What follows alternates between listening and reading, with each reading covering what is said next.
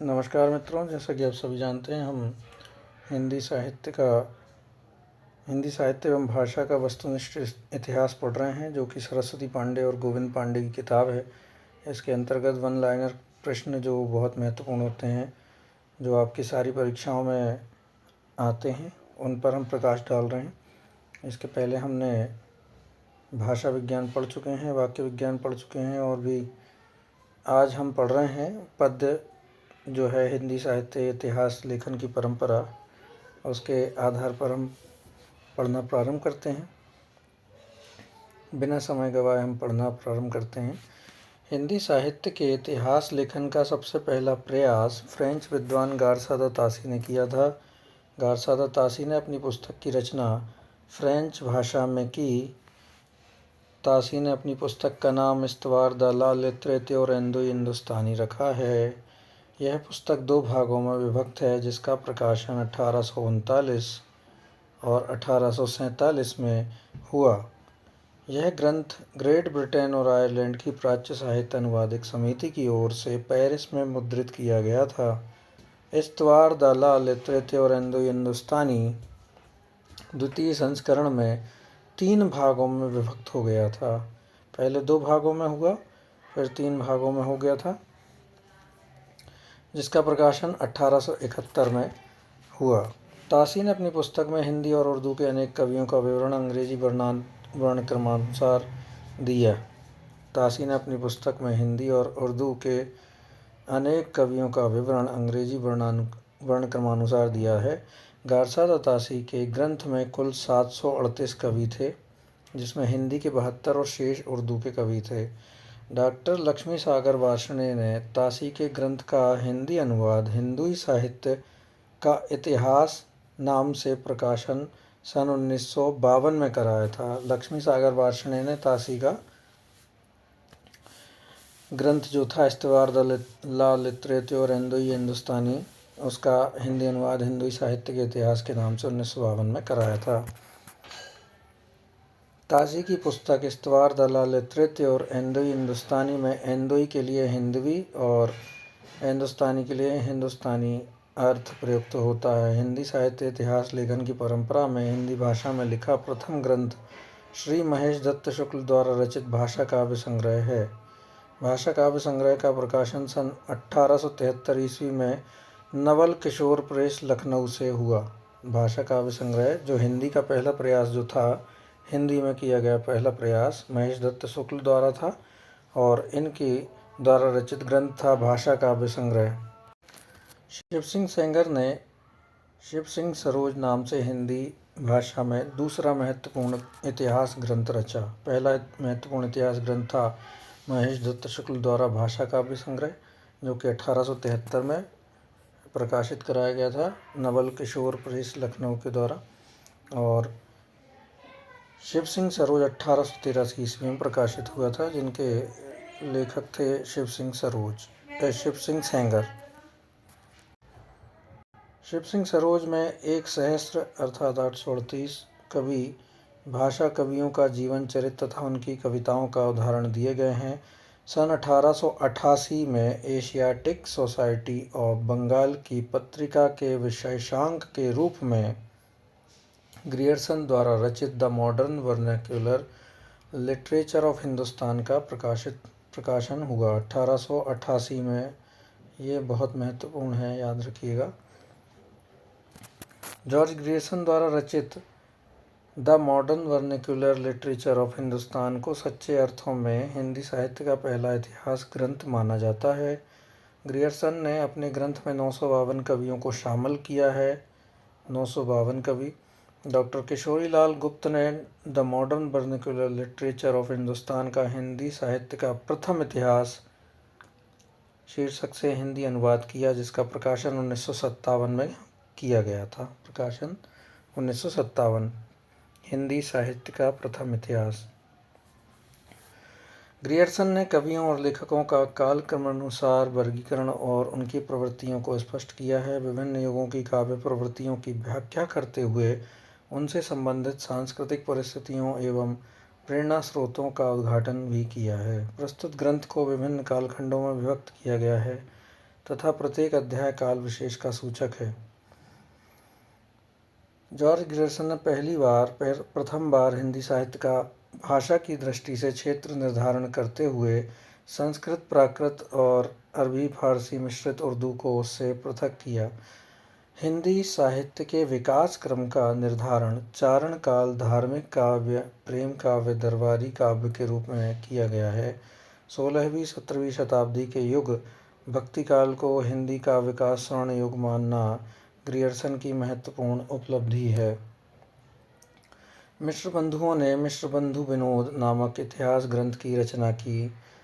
मिश्र बंधुओं ने गणेश बिहारी, श्याम बिहारी और सुखदेव बिहारी सम्मिलित हैं। 3 भाई थे जो गणेश बिहारी, श्याम बिहारी, सुखदेव बिहारी। मिश्र बंधु विनोद 4 भागों में विभक्त है, जिसके प्रथम 3 भागों का प्रकाशन 1913 तथा चतुर्थ भाग का 1934 में प्रकाशन हुआ था।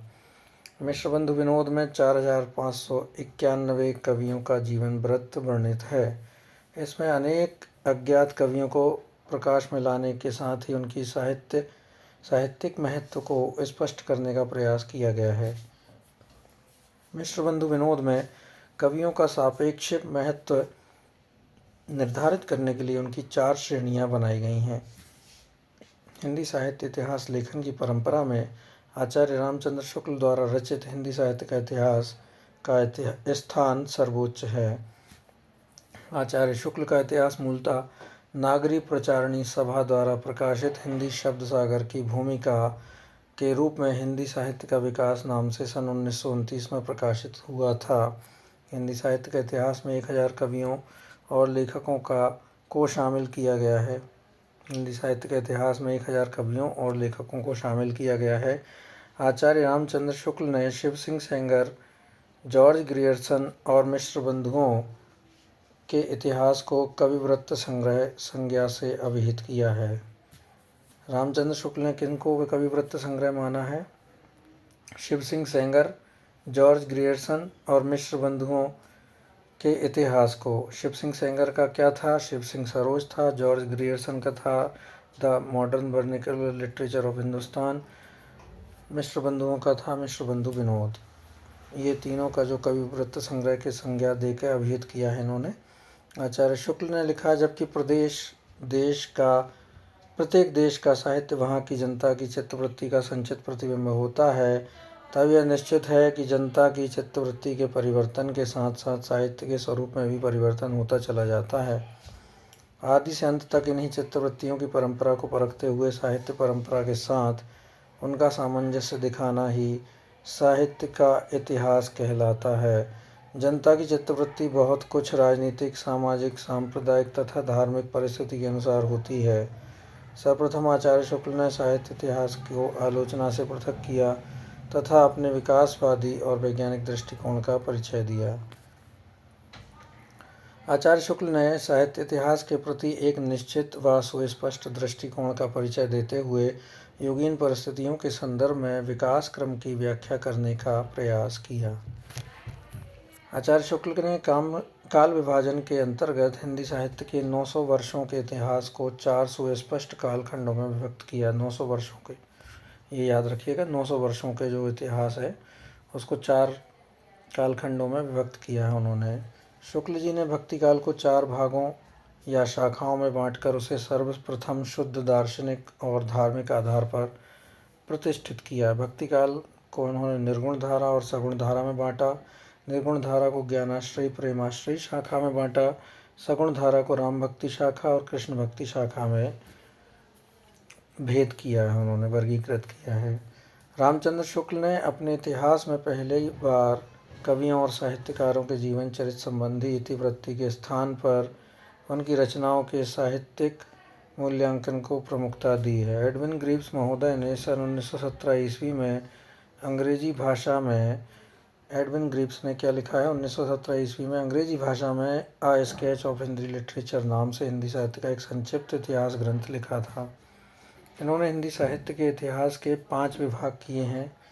सन 1920 में FEK ने अंग्रेजी भाषा में a history of Hindi literature नाम से एक इतिहास ग्रंथ लिखा था। एडविन ग्रिप्स ने स्केच बनाया था और FEK ने हिस्ट्री लिखी थी हिंदी लिटरेचर की। तज़किराए शोराई हिंदी 1848 ईस्वी नामक इतिहास ग्रंथ में मौलवी करीमुद्दीन द्वारा लिखा गया है। इसमें कुल कवियों की संख्या 1004 है, जिसमें हिंदी के 62 हैं। इस ग्रंथ में प्रथम बार कालक्रम का ध्यान रखा गया है। प्रथम बार कालक्रम का ध्यान किसने रखा है, आपको पता होना चाहिए। मौलवी करीमुद्दीन ने तज़किराए शोराई हिंदी में 1848 में ये प्रकाशित हुआ था। और वास्तविक जो सही मायने में माना गया है वो है modern vernacular literature of Hindustan, जो कि जॉर्ज ग्रेसन के द्वारा लिखा गया है। आचार्य हजारी प्रसाद द्विवेदी के ने 3 इतिहास ग्रंथों की रचना क्रमशः हिंदी साहित्य की भूमिका 1940, हिंदी साहित्य उद्भव और विकास 1952, हिंदी साहित्य का आदिकाल 1952 नाम से की है। आचार्य द्विवेदी ने अपने इतिहास में परंपरा की निरंतरता का अनुशीलन करते हुए एक व्यापक इतिहास दर्शन की भूमिका तैयार की। डॉक्टर राम कुमार वर्मा ने हिंदी साहित्य का आलोचनात्मक इतिहास नामक पुस्तक लिखी। हिंदी साहित्य का आलोचनात्मक इतिहास का प्रकाशन सन 1938 में हुआ। हिंदी साहित्य का आलोचनात्मक इतिहास का जो प्रकाशन किया गया था वो 1938 में किया था। राम कुमार वर्मा ने उसे लिखा था। डॉक्टर वर्मा ने अपने इतिहास ग्रंथ में 693 ईस्वी से 1693 ईस्वी तक की कालावधि अर्थात संधि काल से लेकर भक्ति काल तक की अवधि को ही लिया है। आलोचनात्मक इतिहास में 1000 वर्ष तक लिया है, 693 ईस्वी से 1693 ईस्वी तक, और उन्होंने संधि काल से लेके भक्ति काल तक का ही समय लिया है। डॉक्टर वर्मा ने संपूर्ण ग्रंथ को 7 प्रकरण में विभक्त किया है। डॉक्टर वर्मा ने स्वयंभू को, जो कि अपभ्रंश के सबसे पहले कवि हैं, हिंदी का पहला कवि मानते हुए हिंदी साहित्य का आरंभ 693 ईस्वी से स्वीकार किया है। नागरी प्रचारणी सभा से हिंदी साहित्य का बृहद इतिहास का प्रकाशन 16 खंडों में हो चुका है, जिसमें 18 भाषाएं ली गई हैं। 16 खंड इसके हुए हैं। अनेकानेक विद्वानों ने अलग अलग खंडों का संपादन कार्य किया है, जो कि लिखित अग्रांकित है। पहला जो भाग है उसका नाम है हिंदी साहित्य का पीठिका, हिंदी साहित्य की पीठिका, जिसके संपादक डॉक्टर राजबली पांडे हैं। दूसरा भाग जो है हिंदी भाषा का विकास, डॉक्टर धीरेन्द्र वर्मा ने संपादित किया है। तीसरा जो है आदिकाल, पंडित करुणापति त्रिपाठी एवं वासुदेव सिंह ने इसका संपादन किया है। चौथा भाग भक्तिकाल निर्गुण भक्ति, परशुराम चतुर्वेदी ने संपादित किया है। पांचवा जो है भक्तिकाल सगुण भक्ति, देवेंद्र नाथ शर्मा और विजेंद्र स्नातक ने इसका संपादन किया है। छठा भाग जो है रीतिकाल रीतिबद्ध, डॉक्टर नगेंद्र ने इसको संपादित किया है। सातवां भाग है रीतिकाल रीतिमुक्त, डॉक्टर भगीरथ मिश्र ने इसका संपादन किया है। आठवां भाग जो है हिंदी साहित्य का अभ्युत्थान भारतेंदु काल, अभ्युत्थान जो है भारतेंदु काल के नाम से अभी थे, संवत 1900 से 1950 विक्रमी तक इसको लिया गया है। डॉक्टर विनय मोहन शर्मा ने इसका संपादन किया है। नौवां भाग है द्विवेदी काल, पंडित सुधाकर पांडे ने इसका संपादन किया है।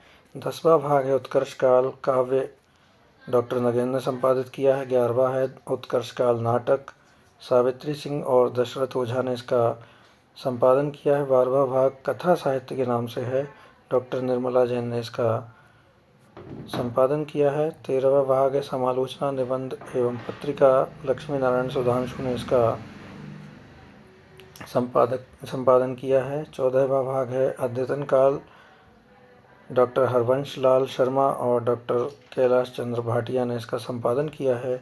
15वां भाग है आंतर भारतीय हिंदी साहित्य, डॉक्टर नगेंद्र एवं राहुल सांकृत्यायन ने इसका संपादन किया है। 16वां भाग है हिंदी का लोक साहित्य, डॉक्टर कृष्णदेव उपाध्याय ने इसका संपादन किया। इसको याद रखिएगा। पहला जो है पीठिका और अंतिम जो है लोक साहित्य वाला जो है उसको याद रखिएगा, पूछा जाता है। बीच में भी आपको कुछ चीज़ें याद रखनी चाहिए, जैसे कि हिंदी भाषा का विकास दूसरा धीरेन्द्र वर्मा, आदिकाल, भक्तिकाल और रीतिकाल, यहाँ तक आपको याद रखना चाहिए, महत्वपूर्ण लग रहा है ये। और उसके बाद में अंत के 2 भाग हैं, अंतर्भारतीय हिंदी साहित्य, हिंदी का लोक साहित्य। हिंदी का लोक साहित्य कृष्णदेव उपाध्याय ने संपादित किया है। डॉक्टर धीरेन्द्र वर्मा ने विभिन्न विद्वानों के सामूहिक सहयोग से हिंदी साहित्य नामक इतिहास ग्रंथ का संपादन किया है। हिंदी साहित्य जो है किसने संपादित किया है? डॉक्टर धीरेन्द्र वर्मा ने। इस ग्रंथ में संपूर्ण हिंदी साहित्य को 3 कालों में, आदिकाल, मध्यकाल और आधुनिक काल में विभक्त करते हुए प्रत्येक काल की काव्य परंपराओं का विवरण अविच्छिन्न रूप से प्रस्तुत किया गया है। ये याद रखिएगा, 3 भाग में अकेले इन्होंने बांटा है, वर्गीकृत किया है, आदिकाल, मध्यकाल और आधुनिक काल। हिंदी साहित्य इतिहास संबंधी प्रमुख ग्रंथ और रचनाकार जो कि बहुत ही महत्वपूर्ण है, आपको पढ़ना है। हिंदी काव्यधारा राहुल सांकृत्यायन ने लिखी है। हिंदी साहित्य का इतिहास संपादित किया है डॉक्टर नगेंद्र ने। हिंदी साहित्य का वैज्ञानिक इतिहास डॉक्टर गणपति चंद्रगुप्त ने 1965 में। हिंदी साहित्य का अतीत 2 भाग में है, डॉक्टर आचार्य विश्वनाथ प्रसाद मिश्र ने। हिंदी साहित्य और संवेदना का विकास डॉक्टर रामस्वरूप चतुर्वेदी ने 1986 में लिखी है। साहित्य का इतिहास दर्शन डॉक्टर नलिन विलोचन शर्मा ने लिखा है। हिंदी भाषा का विकास डॉक्टर श्याम सुंदर दास ने। हिंदी भाषा और साहित्य डॉक्टर श्याम सुंदर दास ने। हिंदी कोविद रत्नमाला डॉक्टर श्याम सुंदर दास ने लिखी है। हिंदी कोविद रत्नमाला के 2 भाग हैं, प्रथम 1909 में, द्वितीय 1914 में प्रकाशित हुई है। राजस्थानी भाषा और साहित्य डॉक्टर मोतीलाल मेहनरिया ने। राजस्थानी पिंगल साहित्य डॉक्टर मोतीलाल मेहनरिया ने लिखा है। हिंदी वीर काव्य टीकम सिंह तोमर ने लिखा है। हिंदी काव्य शास्त्र का इतिहास डॉक्टर भगीरथ मिश्र ने लिखा है। आधुनिक हिंदी का आदिकाल श्री नारायण चतुर्वेदी ने लिखा है। हिंदी साहित्य 20वीं शताब्दी नंद दुलारी वाजपेयी 1945 ईस्वी। आधुनिक हिंदी साहित्य नंद दुलारी वाजपेयी 1950 ईस्वी। हिंदी साहित्य का इतिहास डॉक्टर रमाशंकर शुक्ल रसाल। हिंदी भाषा का उद्भव और विकास उदय नारायण तिवारी। हिंदी साहित्य विमर्श पद्मलाल पन्नालाल बख्शी। कविता कौमुदी राम नरेश त्रिपाठी। भाषा काव्य संग्रह महेश दत्त शुक्ल 1873 में। कौमुदी महोत्सव राम कुमार वर्मा ने लिखा है, ये भी याद रखिएगा, कौमुदी महोत्सव राम कुमार वर्मा। हिंदी साहित्य का विवेचनात्मक इतिहास 1930 में सूर्यकांत शास्त्री ने लिखा है। आधुनिक हिंदी साहित्य का इतिहास कृष्ण शंकर शुक्ल ने 1934 में लिखा। Modern Hindi literature doctor Indranath Madan ने 1939 में लिखा है। खड़ी बोली हिंदी साहित्य का इतिहास ब्रजरत्न दास ने लिखा 1941 में। आधुनिक हिंदी साहित्य लक्ष्मी सागर वार्ष्णेय ने लिखा है 1941 में। ब्रजमाधुरी सार वियोगी हरि ने 1923 में। हिंदी साहित्य का दूसरा इतिहास सभी को याद है, डॉक्टर बच्चन सिंह ने 1996 ईस्वी में। हिंदी साहित्य का आधा इतिहास 2003 में सुमन राजे ने लिखा है। हिंदी साहित्य का मौखिक इतिहास नीलाभ ने लिखा है। हिंदी साहित्य का ओझल नारी इतिहास नीरजा माधव ने 2013 में लिखा है। बहुत महत्वपूर्ण ग्रंथ हैं, इनको सबको बार बार पढ़िएगा आप। अब हिंदी साहित्य काल विभाजन और नामकरण किस प्रकार होता है। डॉक्टर जॉर्ज ग्रियर्सन का काल विभाजन उन्होंने 11 भाग में बांटा है। ये सबसे पहले याद रखिएगा कि उन्होंने 11 भाग में बांटा है। आदिकाल को उन्होंने चारण काल नाम दिया है, ये प्रश्न कई बार बनता है। 700 से 1300 ईस्वी इसका काल माना है चारण काल का। 15वीं शती का धार्मिक पुनर्जागरण दूसरा भाग है। तीसरे में जायसी की प्रेम कविता है। चौथा ब्रज का कृष्ण संप्रदाय है। 5वां मुगल दरबार। 6वां तुलसीदास। रीति काव्य 7वां भाग है। 8वां भाग जो है तुलसीदास के अन्य परवर्ती। 9वां 18वीं शताब्दी। 10वां कंपनी के शासन में हिंदुस्तान। 11वां महारानी विक्टोरिया के शासन में हिंदुस्तान।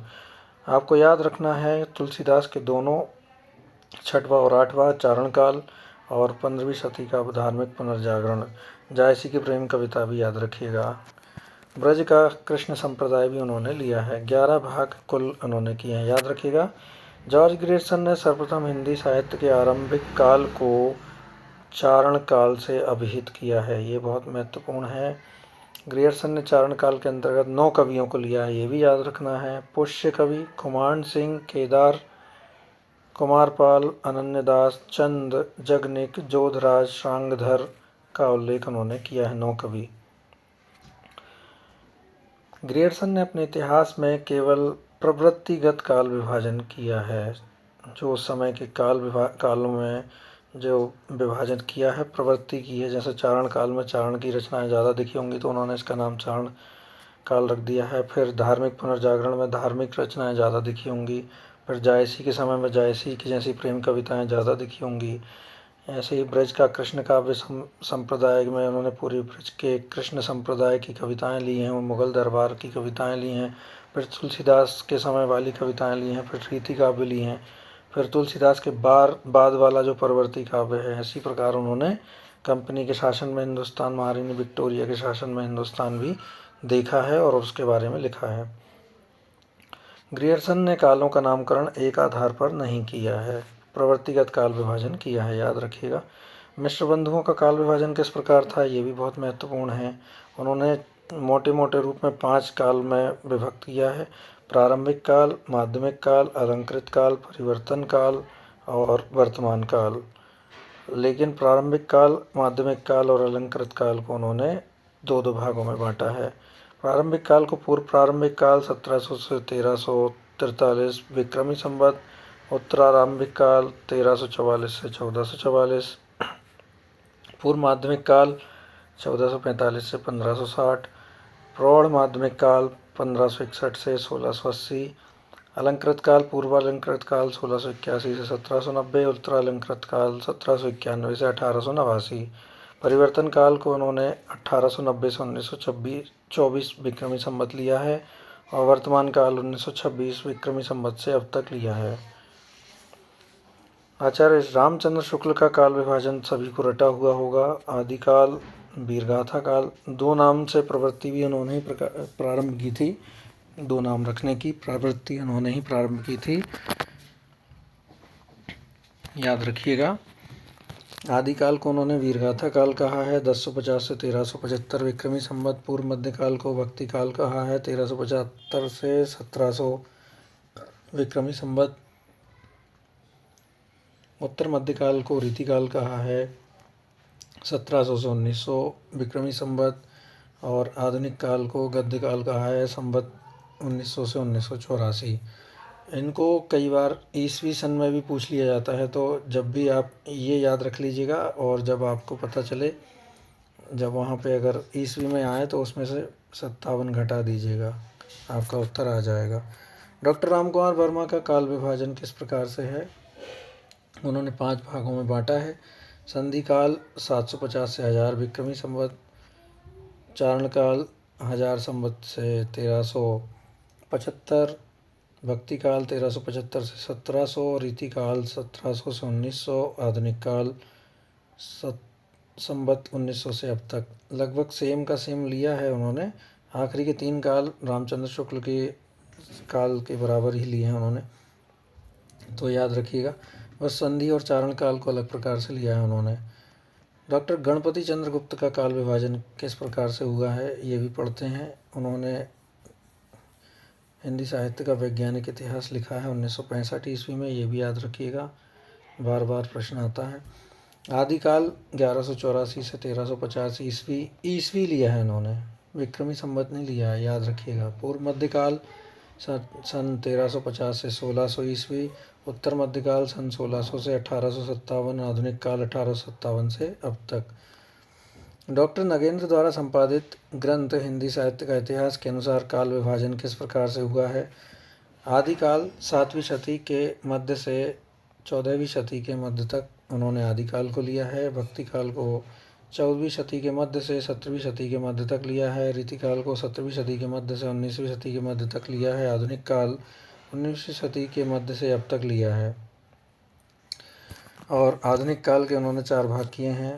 पहला पुनर्जागरण 1857 ईस्वी से 1900 ईस्वी, जागरण सुधार काल, पुनर्जागरण काल को भारतेंदु काल भी कहते हैं, जागरण सुधार काल को द्विवेदी काल कहते हैं 1900 से 1918, छायावाद काल को 1918 से 1938, छायावाद उत्तर काल जो है उसके भी 2 भाग किए उन्होंने, प्रगति प्रयोग काल, नवलेखन काल जो कि 1953 ईस्वी से अब तक माना गया है। प्रगति प्रयोग काल का सन है 1938 से 1953।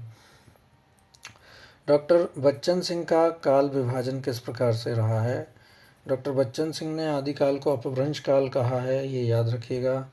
भक्ति काल, रीतिकाल, आधुनिक काल। भक्ति काल को उन्होंने 1400 से 1650 ईस्वी सन तक लिया है।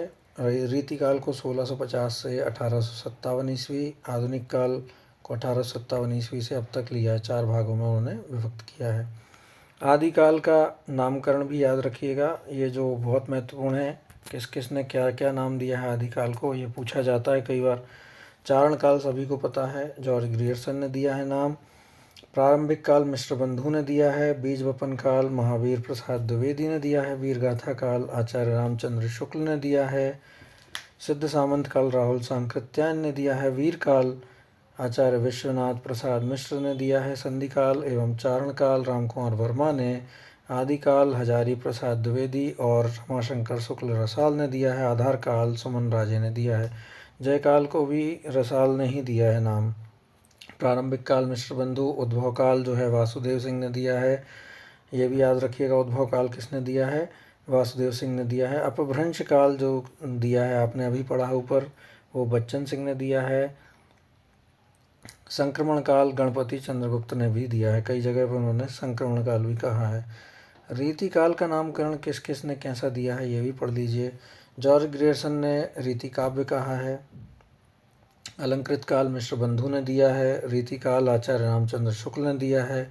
श्रृंगार काल विश्वनाथ प्रसाद मिश्र ने दिया है। कला काल रसाल ने दिया है, रमाशंकर शुक्ल रसाल। कई बार कठिन प्रश्न बनने पर वे भाषाई दृष्टि से भी काल विभाजन पूछ लेते हैं, इसलिए उदय नारायण तिवारी, गोविंद त्रिगुणायत और महेंद्र नाथ दुबे का नाम याद रखिएगा। उदय नारायण तिवारी, गोविंद त्रिगुणायत और डॉक्टर महेंद्र नाथ दुबे, जिन्होंने भाषा की दृष्टि से काल विभाजन किया था। इनने 4 विभाजन किए हैं। पृष्ठभूमि जो कि अवहट्ट काल है। उन्मेष भाषा ब्रज बोली, पुरानी ब्रजी, कौरवी या खड़ी बोली एवं अवधि काल। पूर्वी भाग जो है ब्रजभाषा और अवधि काल। उत्तर भाग जो है खड़ी बोली काल के अंतर्गत इन्होंने रखा है। 4 भाग फिर से पढ़िए, थोड़ा सा कठिन मालूम होता है क्योंकि हम लोगों को आदत हो जाती है दूसरे कालों को पढ़ना। भाषा की दृष्टि से उन्होंने 4 भाग किए। पृष्ठभूमि, उन्मेष काल, पूर्व भाग और उत्तर भाग। पृष्ठभूमि, उन्मेष काल, पूर्व भाग और उत्तर भाग। पृष्ठभूमि में अवहट्ट काल था। उन्मेष में ब्रजबुली, पुरानी ब्रजी, कौरवी, खड़ी या और अवधि काल। पूर्व भाग में ब्रजभाषा अवधि काल और उत्तर भाग में खड़ी बोली काल। आप सभी जानते हैं अभी हम सबसे ज़्यादा भाषा किस प्रकार की यूज़ करते हैं, खड़ी बोली काल, तो उत्तर भाग में ही आएगी, इससे याद रख लीजिएगा। अब आदिकाल के बारे में हम पढ़ेंगे विस्तृत रूप से। पूर्व पीठिका आदिकाल की किस प्रकार थी वो हम पढ़ लेते हैं। आचार्य रामचंद्र शुक्ल द्वारा वर्णित आदिकाल के संदर्भ में किस प्रकार से उन्होंने बताया है। प्रमुख कथन जो है, प्राकृत की अंतिम अपभ्रंश अवस्था से ही हिंदी साहित्य का आविर्भाव माना जा सकता है। हिंदी साहित्य का आदिकाल संवत 150 से 1050 से लेकर संवत 1375 तक, अर्थात महाराजा भोज के समय से लेकर हम्मीर देव के समय के कुछ पीछे तक माना जा सकता है। ऐसे भी प्रश्न बन सकते हैं जब संवत न पूछ के 2 राजाओं के बीच का समय पूछा जा सकता है, तो महाराजा भोज के समय से लेकर हम्मीर देव के समय के कुछ पीछे तक हिंदी साहित्य का आदिकाल माना गया है। राजाश्रित कवि और चारण जिस प्रकार नीति, श्रृंगार आदि के फुटकल दोहे राजसभाओं में सुनाया करते थे, उसी प्रकार अपने आश्रयदाता राजाओं के पराक्रमपूर्ण चरितों या गाथाओं का वर्णन भी किया करते थे। यही प्रबंध परंपरा रासों के नाम से पाई जाती है, जिसे लक्ष्य करके इस काल को हमने वीरगाथा काल कहा है। उन्होंने किस प्रकार वीरगाथा काल नाम रखा, उसका कारण दिया है कि राजाश्रित कवि और चारण जिस प्रकार नीति, श्रृंगार आदि के फुटकल दोहे सभाओं में सुनाया करते थे, उसी प्रकार अपने आश्रयदाता राजाओं के पराक्रमपूर्ण चरितों तथा गाथाओं का वर्णन भी किया करते थे। यही प्रबंध परंपरा रासों के नाम से पाई जाती है, जैसे लक्ष्य करके हमने वीरगाथा काल नाम रखा है इस काल का। अपभ्रंश नाम पहले पहल बल्लभी के राजा धारसेन द्वितीय के शिलालेख में मिलता है। ये भी बहुत महत्वपूर्ण है। अपभ्रंश नाम जो है पहले पहल बल्लभी के राजा धारसेन द्वितीय के शिलालेख में मिलता है, जिसमें उसने अपने पिता घोसेन विक्रम संवत 650 के पहले को संस्कृत, प्राकृत और अपभ्रंश का तीनों का कवि कहा है, तीनों भाषाओं का, घोसेन को। अब जिसका जो शिलालेख था वो धारसेन था, उसने लिखवाया था। किसके बारे में लिखवाया था? अपने पिता घोसेन के बारे में, और 3 भाषाओं का ज्ञाता बताया था, संस्कृत, प्राकृत और अपभ्रंश। सिद्धों की उद्धृत रचनाओं की भाषा देश भाषा मिश्रित अपभ्रंश या पुरानी हिंदी की काव्य भाषा है। सिद्धों की भाषा कौन सी है? सिद्धों की उद्धृत रचनाओं की भाषा कौन सी है? देश भाषा मिश्रित अपभ्रंश या पुरानी हिंदी की काव्य भाषा है। पुरानी हिंदी की व्यापक काव्य भाषा का ढांचा शौर सैन्य प्रसूत अपभ्रंश अर्थात ब्रज और खड़ी बोली का था। आध्यात्मिक रंग के चश्मे आजकल बहुत सस्ते हो गए हैं, उन्हें चढ़ाकर जैसे कुछ लोगों ने गीत गोविंद के पदों को आध्यात्मिक संकेत बताया, वैसे ही विद्यापति के इन पदों को भी। विद्यापति के बारे में उन्होंने बताया है, ये उन्होंने कहा कि आध्यात्मिक, ये बहुत बार पूछा गया प्रश्न, आध्यात्मिक रंग के चश्मे आजकल बहुत सस्ते हो गए हैं। बहुत सरल प्रश्न है, बहुत बार पूछा जा चुका है। महत्वपूर्ण काव्य पंक्तियों के बारे में बात कर लेते हैं। देवसेन ने क्या लिखा है श्रावकाचार में? जो जिण सासण भाषियऊ सो भई कहियऊ सारु, जो पालई सई भाव करी सो सरी पावई पारु। देवसेन ने लिखा है, जो जिण सासण भाषियऊ सो भई कहियऊ सारु, जो पालई सई भाव करी सो सरी पावई पारु। पंडिय सैल सत्य बखाणई देहई रुद्ध बसंत न जानई, अमणा गमणा तेण विखंडिय तो विणजई भणई हूँ पंडिय। सरहपा ने ये पंक्तियाँ लिखी हैं। सरहपा की और पंक्तियाँ हैं। जहि मन पवन न संचरई रवि शशि नाहि पवेश, तहि वत चित्त विषाम करो सरेह कहे उबेश। ये सरहपा ने दोहा लिखा है। ये तो दोहा अलग ही समझ में आ रहा है। ये चौपाई की शैली में लिखी गई हैं पंक्तियाँ। ऊपर जो लिखी है हमने पढ़ी थी, पंडी सहल सत्य बखाणई देहई रुद्ध बसंत न जानई, ये चौपाई की शैली है और ये दोहे की शैली है। जहि मन पवन न संचरई रवि शशि नाहि पवेश, तहि वत चित्त विषाम करो सरेह कहे उवेश। घोर आधारे चंदमणि जिम उज्जो करई, परम महासुह एषु कणे दुर्य अशेष हरेई। ये भी सरहपा की पंक्तियाँ थीं। लुइपा की बहुत महत्वपूर्ण पंक्तियाँ हैं। का आ तरु पर पंच बिडाल। लुइपा ने और भी लिखा है, भाव न होई अभाव न जाणई, अभाव न जाई, भाव न होई अभाव न जाई। सहजे थर करि वारुणि साध। ये विरूपा ने लिखा है, सहजे थर करि वारुणि साध। और कण्हपा ने क्या लिखा है, एक केणा किज्जई मंत्रण तंत। हालो डोंबी, कण्हपा ने लिखा है, हालो डोंबी तो पुछमी सद्भावे, सदगुरु पापय जाए पुणु जिणु रा। भल्ला हुआ जो मारिया बहने मारा कंत। ये बहुत लंबी पंक्ति है और ये हेमचंद्र ने लिखी है। पिय संगम ही कहू निधड़ी, हेमचंद्र की ही पंक्ति है। गंगा जमुना माझे बहे रे नाई, ये डोंबीपा ने लिखा है। कण्हपा ने क्या है लिखा, नगर बाहिरे डोंबी तोहरी कुड़िया छई, छोई जाई सो बाह नाड़ियाँ। ये भी कण्हपा ने ही लिखा है। जिमि लोण विलज्जई पाणी, एहि तिमि धरणी लई चित्त। ये भी कण्हपा ने लिखा है। कण्हपा ने जो हमने 2 बार यहाँ भी लिखा है, 2 बार डोंबी का उपयोग किया है अपने रचनाओं में, पंक्तियों में। तो हालो डोंबी ये कण्हपा ने ही लिखा है, ऐसे याद रखिएगा। नगर बाहिरे डोंबी ये भी कण्हपा ने ही लिखा है।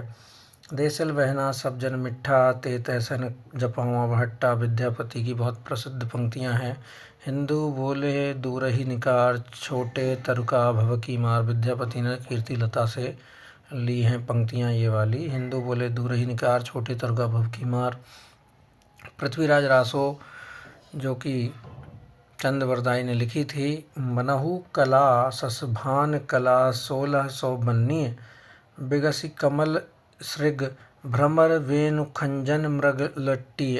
पृथ्वीराज रासो से ली है इन्होंने। पृथ्वीराज राजों से और भी पंक्तियां हैं। बज्जिए घोर निशान रान चौहान चहों दिस। और भी पंक्तियां हैं। उट्टी राज पृथ्वीराज बाग मनोलग वीर नट। ये भी पंक्तियां पृथ्वीराज रासों से ही ली हैं। जगनिक की पंक्ति हैं, बहुत प्रसिद्ध पंक्ति हैं। 12 बरिस लो कुकर जिए और 13 लो जिए सियार, बरिस 18 छत्री जिए आगे जीवन को धिक्कार। अमीर खुसरो की पंक्तियां हैं। एक थाल मोती से भरा, एक नार ने अचरज किया, गोरी सोवे सेज पर मुखबर टारे केस, मेरा जोबना नवेल रा भयोर है गुलाल।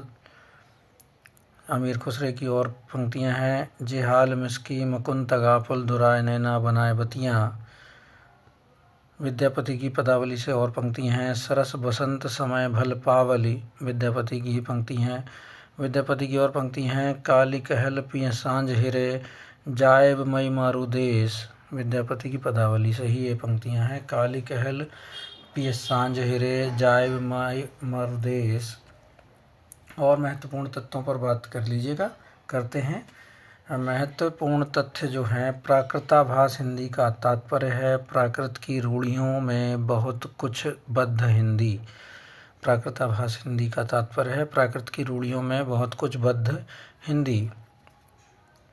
कवि विद्यापति ने 2 प्रकार की भाषा का प्रयोग किया है, पुरानी अपभ्रंश का और बोलचाल की देशी भाषा का। ये भी बहुत महत्वपूर्ण तथ्य है।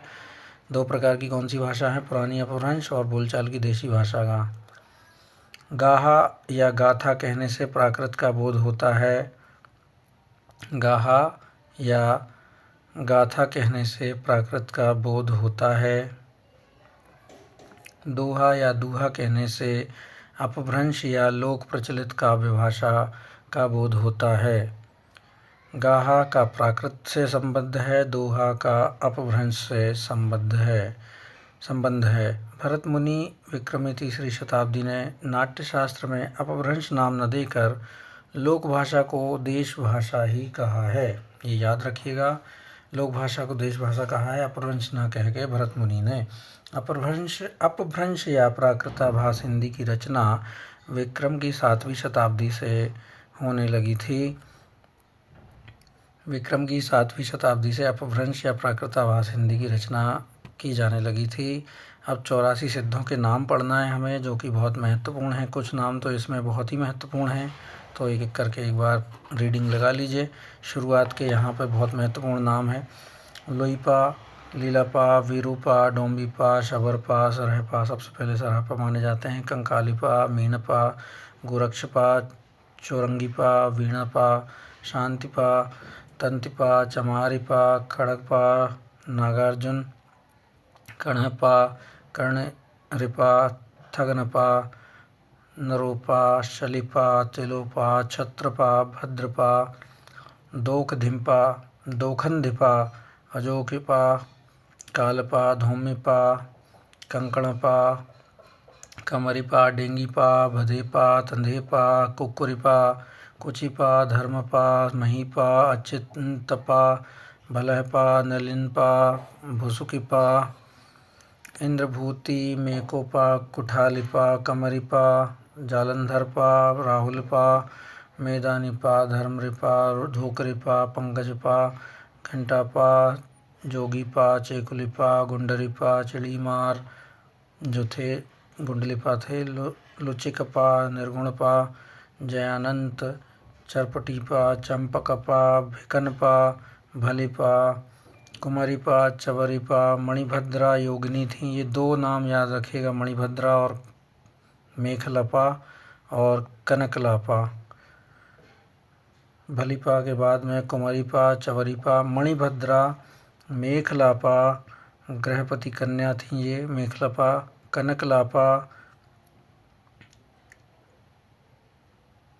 कनकलपा अलग हैं और कनकलापा अलग हैं। कंतालिपा, दोहलिपा उदलिपा, कपालपा, किलपा, सागरपा, सर्वभक्षपा, नागबोधिपा, दारिकपा, पुतलिपा, पनहपा, कोकलिपा, अनंगपा, लक्ष्मीकरा, समुदपा, भलिपा आदि।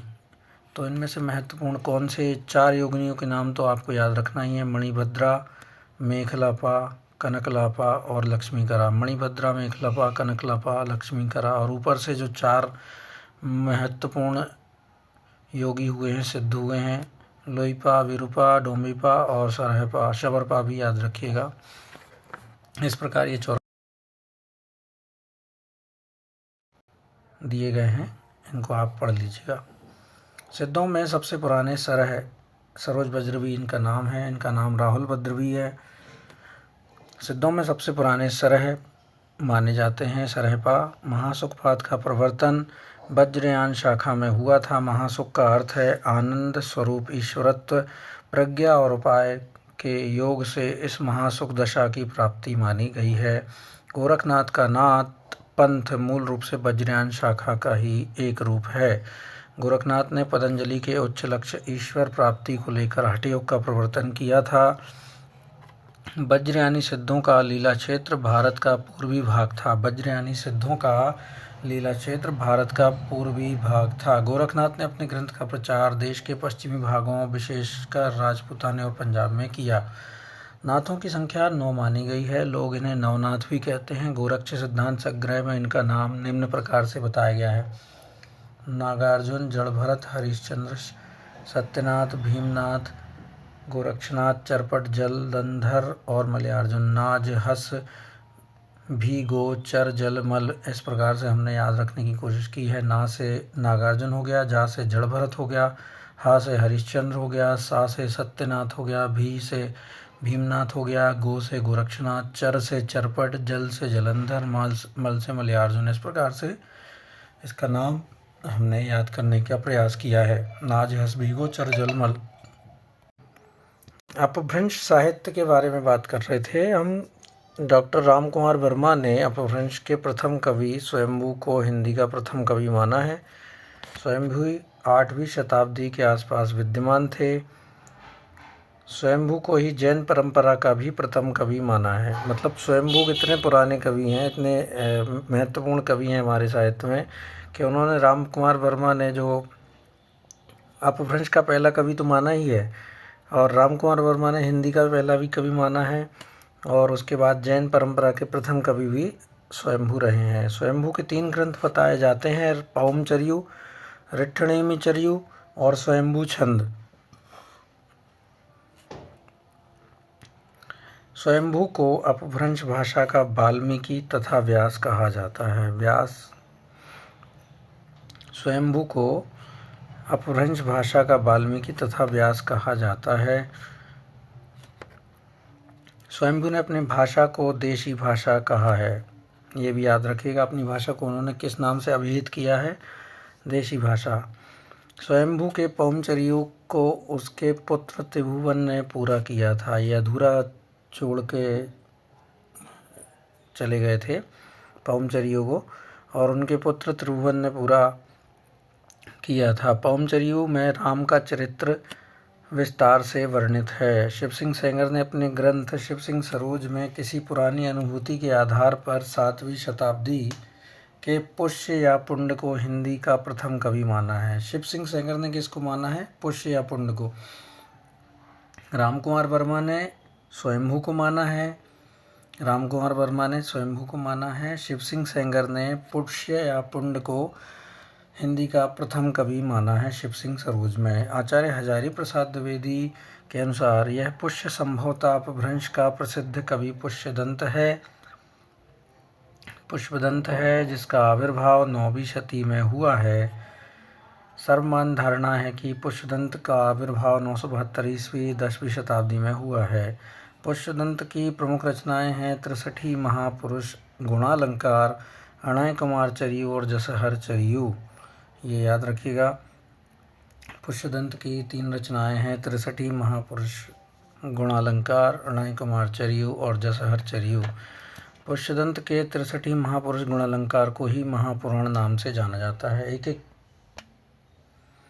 पॉइंट यहाँ पर आपको याद रखना है, बहुत महत्वपूर्ण पॉइंट्स लग रहे हैं। महापुराण में 63 महापुरुषों का जीवन चरित्र वर्णित है। 63 महापुरुष गुणालंकार जो है उसे महापुराण कहते हैं। महापुराण में 63, जैसा कि इसके नाम में ही विद्यमान है।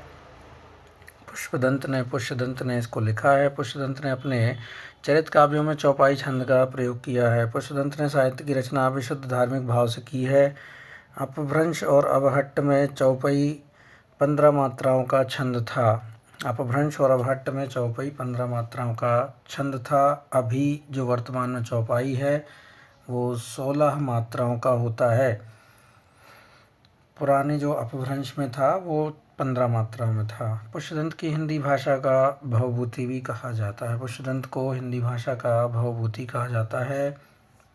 शिव सिंह सेंगर ने पुष्य कवि को भाखा की जड़ भी कहा है। पुष्य कवि को भाखा की जड़ कहा है शिव सिंह सेंगर ने। पुष्यदंत ने स्वयं को अभिमान मेरु, काव्य रत्नाकर, कवि कुल तिलक आदि उपाधियों से विभूषित किया है। हरिशेन इन्होंने स्वयं को ही किया है। अभिमान मेरु, काव्य रत्नाकर, कवि कुल तिलक। हरिशेन ने अपनी धम्म परीक्षा में अपभ्रंश के 3 कवि माने हैं, चतुर्मुख, स्वयंभू और पुष्यदंत। चतुर्मुख, स्वयंभू और पुष्यदंत। स्वयंभू ने चतुर्मुख को पद्धड़िया बंद का प्रवर्तक तथा सर्वश्रेष्ठ कवि कहा है। स्वयंभू ने चतुर्मुख को पद्धड़िया बंद का प्रवर्तक और सर्वश्रेष्ठ कवि कहा है। पद्धड़िया बंद का प्रवर्तक किसने कहा है? चतुर्मुख को स्वयंभू ने कहा है। पद्धड़ी 16 मात्रा का मात्रिक छंद है। इस छंद के नाम पर इस पद्धति पर लिखे जाने वाले काव्यों को पद्धड़िया बंद कहा जाता है। पुष्यदंत मान्यखेट के प्रतापी राजा कर्ण के महामात्य भीम के सभा कवि थे। पुष्यदंत मान्यखेट के प्रतापी राजा कर्ण के महामात्य भीम के सभा कवि थे। धनपाल जो थे वाक्यपति राज मुंज के कवि सभा रत्न थे, जिन्हें मुंज ने सरस्वती की उपाधि दी थी। धनपाल वाक्यपति राज मुंज के सभा रत्न थे। मुंज ने सरस्वती की उपाधि धनपाल को दी थी, ये याद रखिएगा। अपभ्रंश के तीसरे कवि धनपाल ने 10वीं शती में भविष्यत कहा की रचना की है। बहुत महत्वपूर्ण है। धनपाल ने भविष्यत कहा लिखा है, जिसको मुंज राजा जो थे उन्होंने सरस्वती की उपाधि दी थी। 12वीं शताब्दी में जिनदत्त सूरी द्वारा लिखित ग्रंथ उपदेश रसायन रास 1114 ईस्वी को जैन रास काव्य परंपरा का प्रथम ग्रंथ माना जाता है। जिनदत्त सूरी का जो ग्रंथ था उपदेश रसायन रास, उसको पहला ग्रंथ माना जाता है रास काव्य का, जैन रास काव्य का। उपदेश रसायन रास अपभ्रंश भाषा का प्रथम रास काव्य भी है। रास काव्य परंपरा का हिंदी में प्रवर्तन करने का श्रेय भरतेश्वर बाहुबली रास के रचयिता शालिभद्र सूरी को है, जो कि 1184 ईस्वी में लिखा गया था। भरतेश्वर बाहुबली रास के रचयिता कौन है? शालिभद्र सूरी। रास काव्य का परंपरा का जो प्रवर्तन किया था हिंदी में, वो शालिभद्र सूरी ने किया था। उपदेश रसायन रास 80 पद्यों का नृत्य गीत रासलीला काव्य है। उपदेश रसायन रास 80 पद्यों का नृत्य गीत रासलीला काव्य है। देशी भाषा में किसी मुसलमान द्वारा लिखित प्रथम काव्य ग्रंथ संदेश राशक है। अब्दुल रहमान द्वारा लिखित संदेश राशक पहला धर्मेतर रास ग्रंथ है, इसको याद रखना है। अब्दुल रहमान को आचार्य प्रसाद द्विवेदी ने हिंदी का पहला कवि भी माना है। देशी भाषा में किसी मुसलमान द्वारा लिखित प्रथम काव्य ग्रंथ संदेश राशक है, अब्दुल रहमान द्वारा लिखा गया है इसको। संदेश राशक एक खंड काव्य है जिसमें विक्रमपुर की एक वियोगिनी की विरह कथा वर्णित है। विक्रमपुर की एक वियोगिनी की विरह कथा संदेश राशक में वर्णित है। विद्वानों ने उसका समय 12वीं शती का उत्तरार्ध और 13वीं शती का आरंभ माना है। मुनि राम सिंह जैन साहित्य में सर्वश्रेष्ठ रहस्यवादी कवि कहे जाते हैं। डॉक्टर हीरालाल मुनि राम सिंह का आविर्भाव काल 1057 संवत मानते हैं। मुनि राम सिंह ने पाहुड़ दोहा की रचना की थी। ये बहुत बार पूछा गया है। मुनि राम सिंह ने पाहुड़ दोहा की रचना की है। अपभ्रंश भाषा में दोहा काव्य का आरंभ 6ठी शताब्दी के कवि जोइंदू से माना जाता है।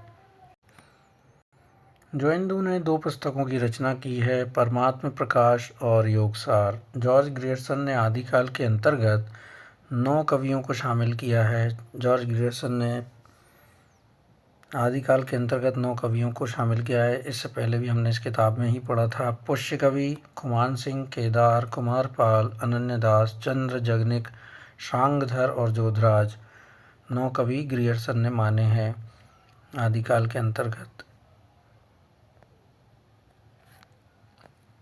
इसका आदिकाल को नाम क्या दिया था उन्होंने, ये भी याद रखिएगा। चारणकाल नाम दिया था आदिकाल को।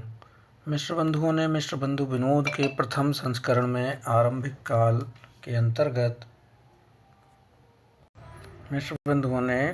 मिश्र बंधु विनोद के प्रथम संस्करण में आरंभिक काल के अंतर्गत 19 कवियों को स्थान दिया है। ये 19 कवि हैं। पुष्य, जिसे पुंड भी कहते हैं, अज्ञात, जो रचना अज्ञात है, 717 विक्रम संवत के समय बताया है उन्होंने। अज्ञात कवि। दूसरा जिसने खमान रासो लिखी थी, नंद कवि, रचना नहीं मालूम है। मसूद, रचना नहीं मालूम है। कुतुब अली, रचना नहीं है पता। साईदान चारण, संवत्सार, अकरम फैज़ वर्तमाल, चंद, पृथ्वीराज रासो। जगनिक, आला लिखी थी उन्होंने। केदार कवि, जिनकी रचनाएं नहीं बताई गई हैं। बारदर वेणी, अज्ञात रचना है। जलहण की भी रचनाएं नहीं पता हैं। भूपति, भागवत, दशम स्कंद भाषा।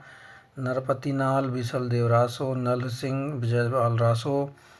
शांगधर, अमीर काव्य, अमीर खुसरो, जिनकी रचनाएं नहीं बताई हैं। मुल्ला दाऊद, नूकर चंदा की प्रेम कथा, चंदायन भी लिखा, जिसको चंदायन कहा जाता है। गोरखनाथ, 40 ग्रंथ बताए हैं उनके। मिश्र बंधुओं ने अपने मिश्र बंधु विनोद के अगले संस्करणों में नाथपंथियों और सिद्धों को सम्मिलित करते हुए इस काल में कवियों की संख्या 75 तक पहुंचा दी थी। पहले संस्करण में उन्होंने केवल 19 कवि ली हैं, फिर उसके बाद में उन्होंने 75 कवि दूसरे संस्करण में कर दिए थे।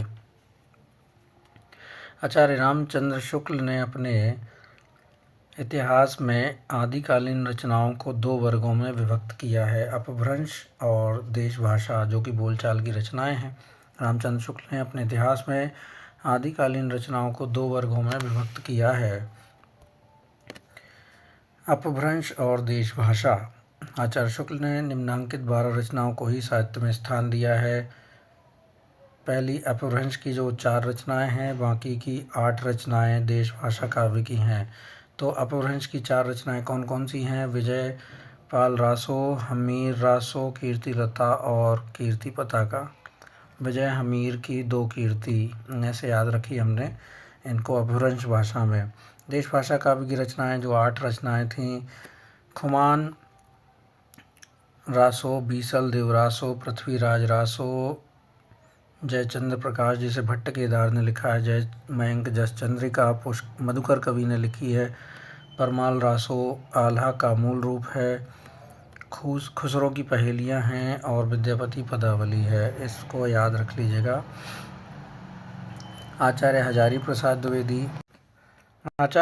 प्रसाद द्विवेदी ने आदिकाल के अंतर्गत 9 कवियों को शामिल किया है। हेमचंद्र गुजरात के सोलंकी राजा सिद्धराज जयसिंह और उनके भतीजे कुमारपाल के राज दरबार में रहते थे। सिद्धराज जयसिंह और उनके भतीजे कुमारपाल के राज दरबार में रहते थे।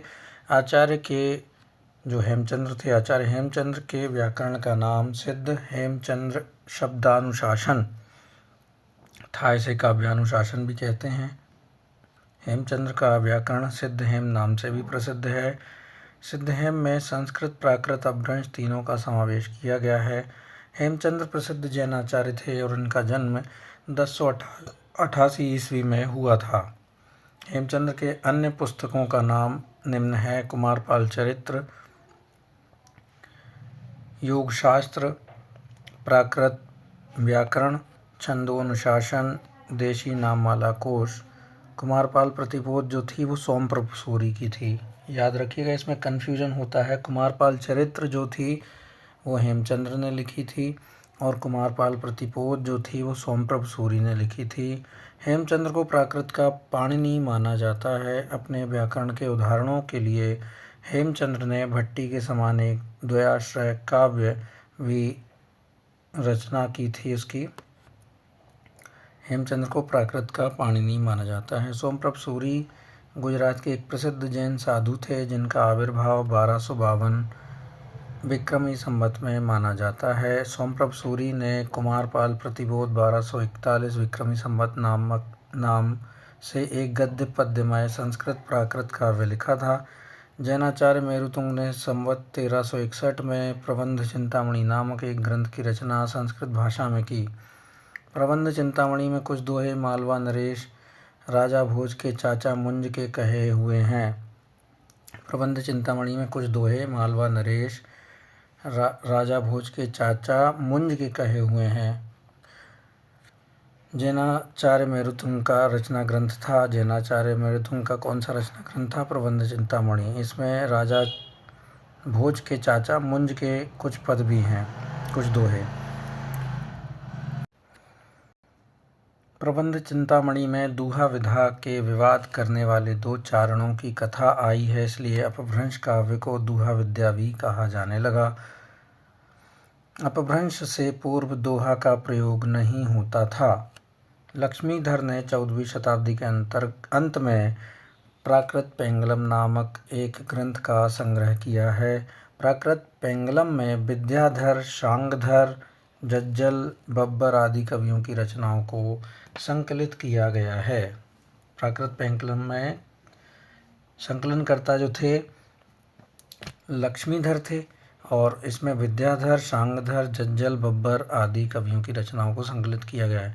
प्राकृत पेंगलम में प्राकृत और अपभ्रंश छंदों की विवेचना की गई है। प्राकृत पेंगलम को प्राकृत पिंगल सूत्र भी कहा जाता है। लक्ष्मीधर ने इसका संकलन किया था। प्राकृत पेंगलम की टीका वंशीधर नामक किसी विद्वान ने लिखी है। शांगधर एक अच्छे कवि और एक सूत्रकार थे। शांगधर ने शांगधर पद्धति के नाम से एक सुभाषित ग्रंथ बनाया है। शांगधर पद्धति में बहुत से शावर मंत्र और भाषा चित्र काव्य भी दिए गए हैं। आचार्य शुक्ल ने प्राकृत पेंगलम के कुछ छंद के आधार पर हम्मीर रासो ग्रंथ के अस्तित्व की कल्पना की, जिसका रचनाकार शांगधर को बताया है। किसने? आचार्य शुक्ल ने। राहुल सांकृत्यायन ने जज्जल नामक किसी कवि को इसका रचयिता घोषित किया है। राहुल सांकृत्यायन ने जज्जल नामक किसी कवि को इसका रचयिता किसका रचयिता? हम्मीर रासो का। ये याद रखिएगा। रामचंद्र शुक्ल ने तो शांगधर को बताया है, लेकिन जज्जल को राहुल सांकृत्यायन ने बताया है। हजारी प्रसाद द्विवेदी का कथन है कि हम्मीर शब्द अमीर का विकृत रूप है, जो किसी पात्र का न होकर एक विशेषण के रूप में प्रयुक्त हुआ है। शिव सिंह सेंगर के अनुसार चंद की औलाद में शांगधर कवि हुए हैं,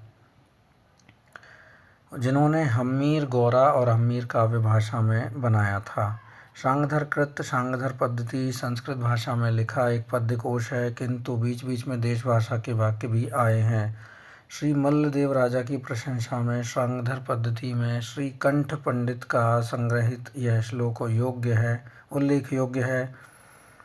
नूनम बादलम छाई खे पसरी निःश्राण शब्दः खरः शत्रुम पाड़ी लुटाली तोड़ हसिनौ एवं भणत्यंदु भटाह झूठे गर्व भरा मघाली सहसों रे कंत मेरे कहे कंठे पाग निवेश जाह शरणम श्रीमल्ल देव विभुम। डॉक्टर बच्चन सिंह के अनुमान व्यक्त किया है कि शांगधर कुंडलिया छंद के प्रथम प्रयोक्ता हैं। डॉक्टर बच्चन सिंह के अनुसार शांगधर जो हैं कुंडलिया छंद के प्रथम प्रयोक्ता माने गए हैं, उन्होंने माने हैं। सिद्ध साहित्य के बारे में बात करते हैं। सिद्ध साहित्य में सरहपा को हिंदी का प्रथम कवि माना जाता है। सरहपा को हिंदी का प्रथम कवि माना जाता है। इन्हें सरोज वज्र, राहुल भद्र आदि नामों से भी जाना जाता है। सिद्धों में सबसे पुराने सरहपाद ही हैं। सिद्धों में बौद्ध धर्म के वज्रयान तत्व का प्रचार करने के लिए जो साहित्य जनभाषा में लिखा वह हिंदी के सिद्ध साहित्य की सीमा में आता है। वज्रयान का केंद्र श्री पर्वत रहा है। सहज यानियों की भाषा का नाम संध्या भाषा रखा है। संधा भी है, बोलते हैं कहीं कहीं संधा। कुछ विद्वानों ने संध्या भाषा का अर्थ यह बताया कि एक ऐसी भाषा है जिसमें संध्या के समान प्रकाश और अंधकार का मिश्रण है। ज्ञान के आलोक से उसकी सारी बातें स्पष्ट हो जाती हैं। कुछ विद्वानों ने संध्या भाषा का अर्थ अभिसंधि या अभिप्राय युक्त वाणी बताया है। पंडित विधुशेखर शास्त्री ने बताया कि मूल शब्द संध्या भाषा नहीं बल्कि संध्या भाषा रहा होगा। कौन ने बताया है? विधुशेखर शास्त्री ने। ज्योतिरीश्वर ठाकुर रचित वर्ण रत्नाकर नामक 14वीं शताब्दी में मैथिली ग्रंथ में 84 सिद्धों के नाम दिए गए हैं। ये बहुत महत्वपूर्ण है। किस ग्रंथ में दिए गए हैं? वर्ण रत्नाकर। किसने लिखा है? ज्योतिरीश्वर ठाकुर ने। सहज यानियों की संध्या भाषा का प्रभाव संत कवियों पर भी पड़ा और वे उलट बासियाँ लिखने लगे। राहुल संकृत्यायन ने सरहपाद का समय 769 ईस्वी स्थिर किया है। विनय तोष भट्टाचार्य ने सरहपाद का समय विक्रमी संवत 690 अर्थात 630 ईस्वी स्थिर किया है। विनय तोष भट्टाचार्य ने। राहुल संकृत्यायन ने सरहपाद का जो समय है 769 किया है। विनय तोष भट्टाचार्य ने 633 ईस्वी किया है। इनके लिखे 32 ग्रंथ बताए जाते हैं जिनमें दोहा कोश प्रसिद्ध है। इनके लिखे 32 ग्रंथ माने जाते हैं सरहपाद के, जिसमें दोहा कोश प्रसिद्ध है। महामहोपाध्याय हरप्रसाद शास्त्री द्वारा संपादित बौद्ध गान और दोहा में सरहपा और कृष्णाचार्य का दोहा संग्रहित है।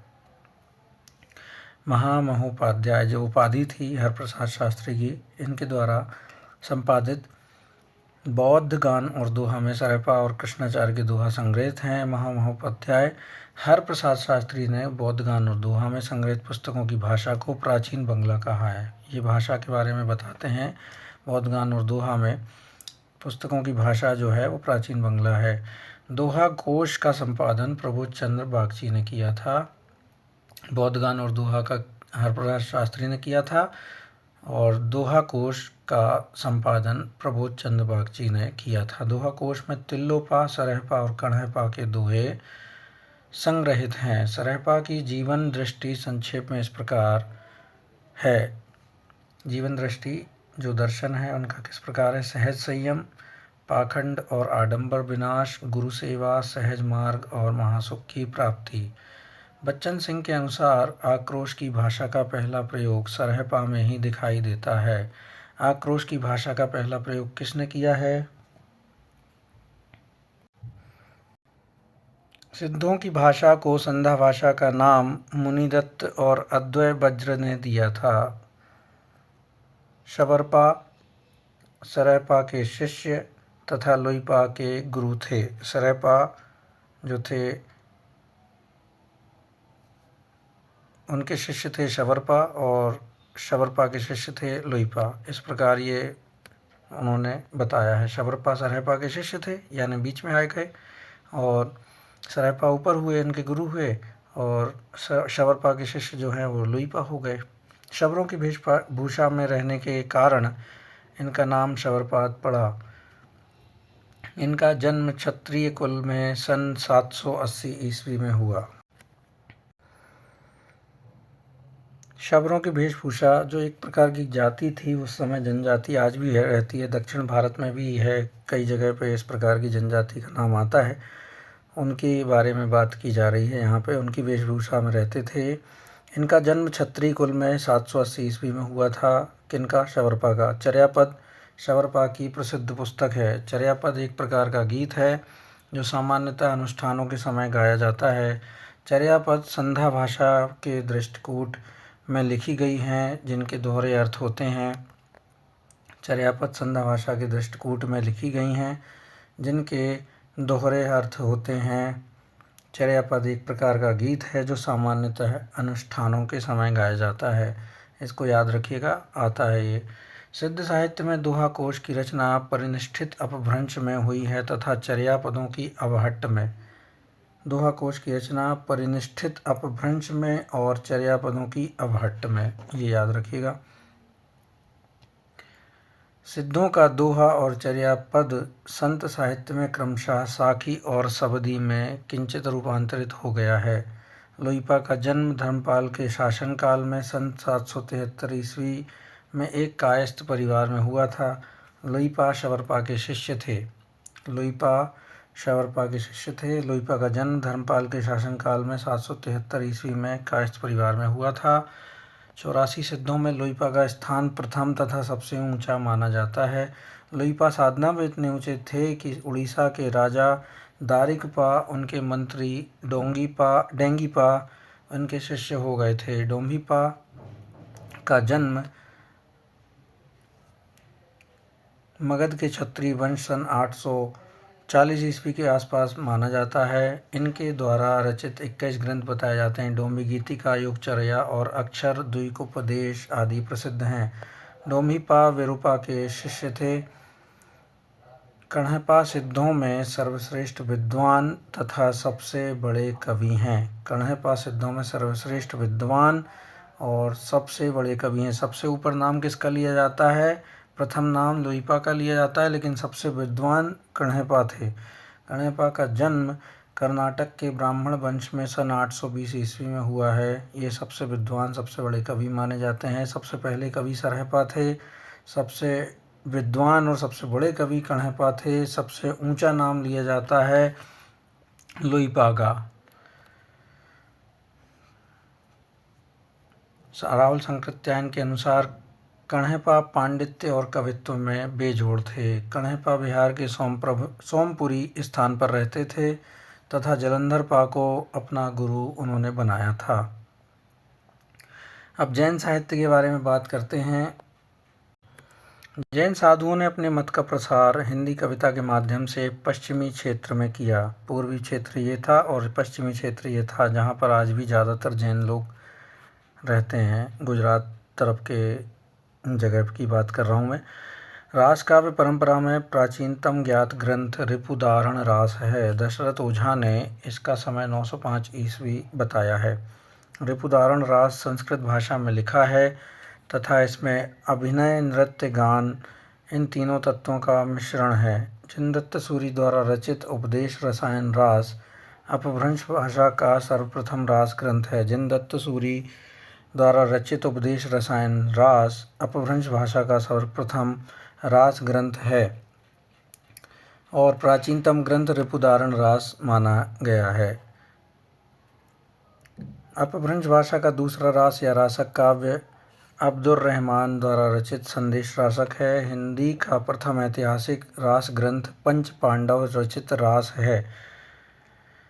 पंच पांडव रचित रास के लेखक शालिभद्र सूरि द्वितीय को माना जाता है। इसका रचना काल 1350 ईस्वी था। मुनि जिनविजय, डॉक्टर दशरथ ओझा, डॉक्टर गणपति चंद्रगुप्त और शालिभद्र सूरि द्वारा भरतेश्वर बाहुबली रास को हिंदी जैन रास परंपरा का आदि काव्य माना जाता है। भरतेश्वर बाहुबली रास जो है किनके द्वारा माना गया है? सबसे प्राचीनतम ग्रंथ मुनि जिनविजय, दशरथ ओझा, गणपति चंद्रगुप्त और शालिभद्र सूरि।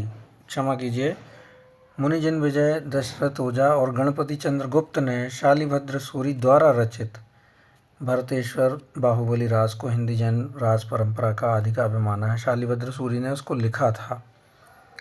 3 विद्वान कौन थे? मुनि, दशरथ, गणपति।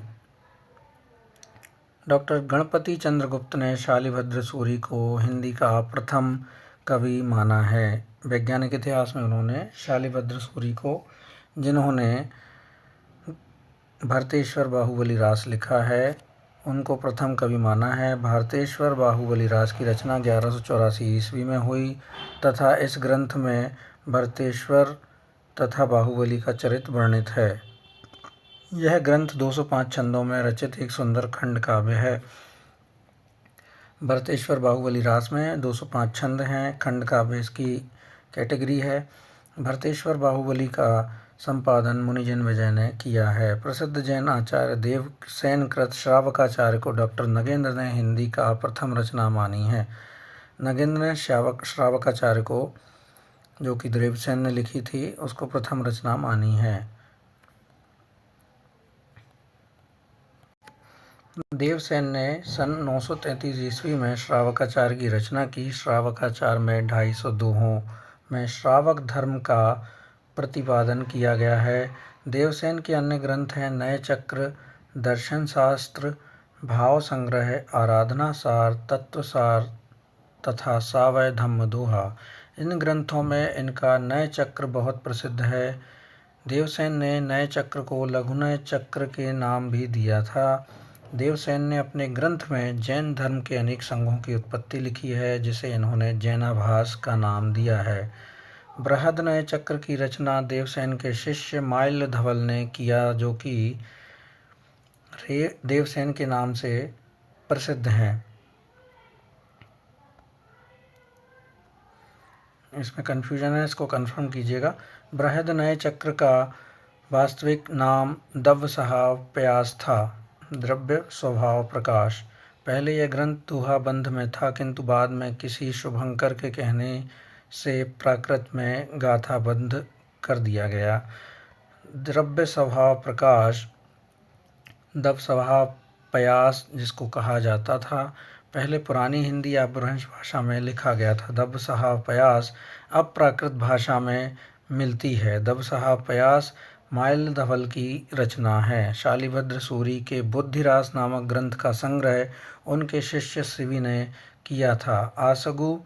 आसुग या आसगु नामक कवि ने जालौर में लगभग 1200 ईस्वी के आसपास 35 छंदों का लघु खंड काव्य चंदनवाला रास नाम से लिखा। आसुग ने जीवदया रास नामक एक अन्य ग्रंथ की भी रचना की है। जिन धर्म सूरी ने 1209 ईस्वी में स्थूलीभद्र रास की रचना की। स्थूलीभद्र रास में रचयिता का नाम जिणधाम मिलता है, जो जिनधर्म का ही पर्याय समझा जाता है। स्थूलीभद्र रास जिनधर्म सूरी ने लिखा था, ये सभी जानते हैं। विजयसेन सूरी ने रेवंतगिरी रास की रचना 1231 के आसपास की। रेवंतगिरी रास में जैन तीर्थ रेवंतगिरी तथा तीर्थंकर नेमिनाथ की प्रतिमा के महत्व को प्रतिपादित किया गया है। क्षमा कीजिए, फिर से पढ़ते हैं। रेवंतगिरी रास में जैन तीर्थ रेवंतगिरी तथा तीर्थंकर नेमिनाथ की प्रतिभा के महत्व का प्रतिपादन ऐतिहासिक एवं पौराणिक इतिवृत्त तथा प्राकृतिक सौंदर्य के आधार पर किया गया है। रेवंतगिरी रास किसने लिखी थी? विजयसेन सूरी। रेवंतगिरी रास 4 कड़बकों में विभक्त है। रेवंतगिरी रास की ही भांति कवि पलहण द्वारा रचित आबूरास, पलहण ने आबूरास लिखा था 1232 ईस्वी में, भी जैनियों की प्रसिद्ध स्थान आबू मंदिर का वर्णन किया गया है। मुनि सुमतिगणी ने नेमिनाथ रास में जैन तीर्थंकर नेमिनाथ के चरित्र का वर्णन अत्यंत संक्षेप में किया है। नेमिनाथ रास की रचना 1213 ईस्वी में हुई थी। इसमें 58 छंद थे। सुमतिगणी ने इसको लिखा था। चौपाई छंद में 12 मासा का वर्णन विनय चंद्र सूरी द्वारा नेमिनाथ चौपाई से माना जाता है। चौपाई छंद में 12 मासा का वर्णन विनय चंद्र सूरी द्वारा रचित नेमिनाथ चौपाई से माना जाता है। विनय चंद्र सूरी की अन्य रचनाएं मल्लिनाथ महाकाव्य, पार्श्वनाथ चरित, कल्प निरुक्त, उवऐस माला, कहाणे छप्प आदि माने गए हैं। जैन रास परंपरा के अन्य कवि एवं काव्य कौन कौन हैं ये पढ़ लेते हैं। प्रमुख कवि हैं प्रज्ञा तिलक, उन्होंने कच्छुली रास लिखा था। दिलहण ने गय सुकुमार रास लिखा था। सारमूर्ति ने जिन पद्मसूरी पट्टाभिषेक रास लिखा था। अभयदेव सूरी जय तिहुअण लिखा था। चंद्र मुनि ने पुराण सार लिखा था। कनकामर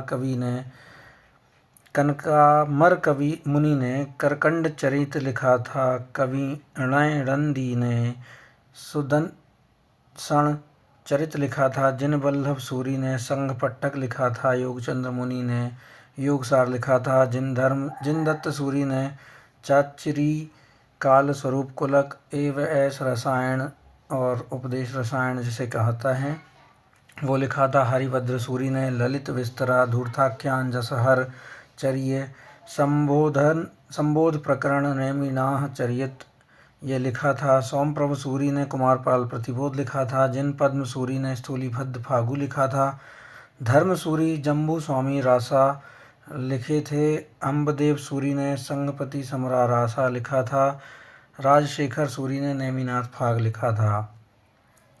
अब जो रासो काव्य थे इनके बारे में तो बात कर ली हमने। अब फागु काव्य देखते हैं कैसे लिखे गए हैं, किस प्रकार लिखे गए हैं। आदिकाल की रास परंपरा की ही भांति फागु काव्य परंपरा भी जैन कवियों की महत्वपूर्ण उपलब्धि है। जैन कवियों ने रास परंपरा भी प्रारंभ की थी और फागु काव्य परंपरा भी प्रारंभ की थी। फागु शब्द की व्युत्पत्ति संस्कृत के फल्गु जिसका अर्थ है वसंत, प्राकृत के फागु और हिंदी के फाग से मानी गई है। फागु काव्य परंपरा का सर्वाधिक प्राचीन ग्रंथ जिनचंद सूरी द्वारा रचित जिनचंद सूरी फागु 1284 ईस्वी है। फागु काव्य का अर्थ है वसंत ऋतु का काव्य। बहुत महत्वपूर्ण है। फागु का काव्य का अर्थ है वसंत ऋतु का काव्य। जिनचंद सूरी में 25 छंद हैं। फागु काव्य का सबसे पुराना जो प्राचीन ग्रंथ है वो जिनचंद सूरी है। जिनचंद सूरी फाग है और इनके रचयिता हैं जिनचंद सूरी। जिनचंद सूरी फागु में 25 छंद हैं। श्री स्थूलीभद्र जो श्री स्थूलीभद्र फागु है फागु काव्य परंपरा का सर्वाधिक सुंदर काव्य है। अब इसमें प्रश्न बनता है कि सबसे प्राचीन कौन सा है, जिनचंद सूरी फागु, और सबसे सुंदर काव्य जो है वो स्थूलीभद्र फागु है। नेमिनाथ फागु की रचना राजशेखर सूरी ने की थी। नेमिनाथ फागु की रचना 1350 ईस्वी में हुई जिसमें नेमिनाथ एवं राजुल के विवाह की घटना का चित्रण है। पूरा काव्य 27 छंदों में निबद्ध है। पूरा काव्य 27 छंदों में निबद्ध है। बसंत विलास फागु संज्ञक अनेक रचनाएं मिलती हैं जिनमें से एक 14वीं शती की तथा दूसरी 16वीं शती की है। डॉक्टर माता प्रसाद गुप्त ने परिश्रम पूर्वक वसंत विलास फागु का संपादन किया तथा इसका समय 13वीं शती बताया। वसंत विलास फागु में 84 छंदों में रचित है। एक श्रृंगारिक काव्य है जिसमें वसंत और स्त्रियों पर उनके विलासपूर्ण प्रभाव का मनोहारी चित्रण है। इसका संपादन किसने किया था? माता प्रसाद गुप्त ने। अब नाथ साहित्य की बात कर लेते हैं। गोरखनाथ का नाथ पंथ बौद्धों की वज्रयान शाखा से निकला हुआ माना जाता है। गोरखनाथ के द्वारा प्रवर्तित जो पंथ था वो नाथ पंथ था, वो बौद्धों की वज्रयान शाखा से निकला हुआ माना जाता है। गोरखनाथ ने पतंजलि के उच्च लक्ष्य ईश्वर प्राप्ति को लेकर हठयोग का प्रवर्तन किया था।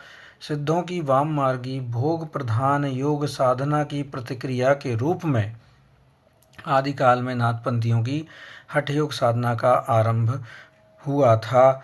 आचार्य हजारी प्रसाद द्विवेदी के अनुसार नाथ पंथ या नाथ संप्रदाय के सिद्ध मत, सिद्ध मार्ग, योग संप्रदाय, अवधूत मत एवं अवधूत संप्रदाय नाम भी प्रसिद्ध हैं। कई प्रकार नाम दिए जाते हैं नाथ पंथ को। नाथ संप्रदाय, सिद्ध मत, सिद्ध मार्ग, योग संप्रदाय, अवधूत मत एवं अवधूत संप्रदाय इसके नाम प्रसिद्ध हैं। हठयोगियों के सिद्ध सिद्धांत पद्धति ग्रंथ के अनुसार हा का अर्थ है सूर्य तथा ठा का अर्थ है चंद्र। ये बहुत महत्वपूर्ण है। हा का अर्थ सूर्य है, ठा का अर्थ है चंद्र। इन दोनों के योग को ही हठ योग कहते हैं। हिंदी साहित्य में षट चक्रों वाला योग मार्ग गोरखनाथ ने चलाया था। कितने चक्र थे? षट चक्र थे, 6 चक्र थे। इसलिए आपको इनको याद रखना है। गोरखनाथ को नाथ साहित्य का आरंभकर्ता माना जाता है। गोरखनाथ के गुरु का नाम मत्स्येंद्रनाथ था। गोरखनाथ के गुरु का नाम मत्स्येंद्रनाथ था। मत्स्येंद्रनाथ को मीननाथ तथा मच्छंद्रनाथ भी कहा जाता है। मत्स्येंद्रनाथ चौथे बोधिसत्व अवलोकितेश्वर के नाम से भी प्रसिद्ध हैं। ये बहुत महत्वपूर्ण है, पूछा जा सकता है। मत्स्येंद्रनाथ चौथे बोधिसत्व अवलोकितेश्वर नाम से भी प्रसिद्ध हैं। मिश्र बंधुओं ने गोरखनाथ को हिंदी का प्रथम गद्य लेखक माना है। ये बहुत अच्छा फैक्ट है, इसको याद रखिएगा। बहुत बार पूछा जा चुका है ये फैक्ट कि गद्य का जो प्रथम प्रयोक्ता किसे माना है, मिश्र बंधुओं ने गोरखनाथ को माना है। या फिर गोरखनाथ को हिंदी का प्रथम गद्य लेखक किसने माना है, तो मिश्र बंधुओं ने माना। इस प्रकार से प्रश्न बनता है। राहुल सांकृत्यायन ने गोरखनाथ का समय 845 ईस्वी माना है। राहुल सांकृत्यायन ने गोरखनाथ का समय 845 ईस्वी माना है। डॉक्टर हजारी प्रसाद द्विवेदी ने 9वीं शती माना है। रामचंद्र शुक्ल और राम कुमार वर्मा 13वीं शती इनका समय बताते हैं। पीताम्बर दत्त बर्थवाल इन्हें 11वीं शती का मानते हैं। आचार्य हजारी प्रसाद द्विवेदी ने लिखा है, शंकराचार्य के बाद इतना प्रभावशाली और इतना महिमान्वित भारतवर्ष में दूसरा नहीं हुआ। भारतवर्ष के कोने कोने में उनके अनुयायी आज भी पाए जाते हैं। भक्ति आंदोलन के पूर्व सबसे शक्तिशाली धार्मिक आंदोलन गोरखनाथ का भक्ति मार्ग ही था। गोरखनाथ अपने युग के सबसे बड़े नेता थे। ये बहुत बार पूछा जा चुका है। डॉक्टर पीताम्बर दत्त बर्थवाल ने गोरखनाथ के 14 ग्रंथों को प्रमाणित मानकर उनका संपादन गोरखवाणी नाम से किया है। पीताम्बर दत्त बर्थवाल ने गोरखवाणी का संपादन किया था, जिसमें 14 ग्रंथ प्रमाणिक माने गए हैं। गोरखवाणी में प्रमाणिक ग्रंथों की संख्या 14 है, जिन्हें हम पढ़ लेते हैं। शब्द पद, शिष्यादर्शन, प्राण संकली, नरवय बोध, आत्मबोध, अभय मात्रा योग, 15 तिथि, सप्तवार, मच्छिंद्र गोरख बोध, रोमावली, ज्ञान तिलक, ज्ञान चौतीसा, पंचमात्रा आदि। गोरखनाथ के संस्कृत भाषा में लिखे निम्नलिखित ग्रंथ भी बताए गए हैं। सिद्ध सिद्धांत पद्धति, विवेक मार्तंड, शक्ति संगम, तंत्र निरंजन पुराण, वैराट पुराण, गोरक्ष शतक, योग सिद्धांत पद्धति, योग चिंतामणि इत्यादि। 10वीं शताब्दी के प्रसिद्ध काश्मीरी आचार्य अभिनव गुप्त ने अपने तंत्रालोक में मच्छंद विभु या मत्स्येंद्रनाथ की वंदना की है। नाथों की संख्या 9 मानी गई है।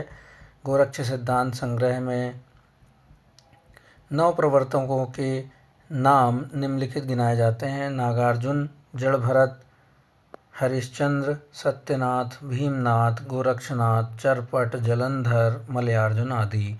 राम कुमार वर्मा, डॉक्टर राम कुमार वर्मा ने नवनाथों का निम्नलिखित नाम बताया है। आदिनाथ, मत्स्येंद्रनाथ, गोरखनाथ, गाहिणीनाथ, चरपटनाथ, चौरंगीनाथ, ज्वालेंद्रनाथ, भर्तृनाथ और गोपीचंदनाथ।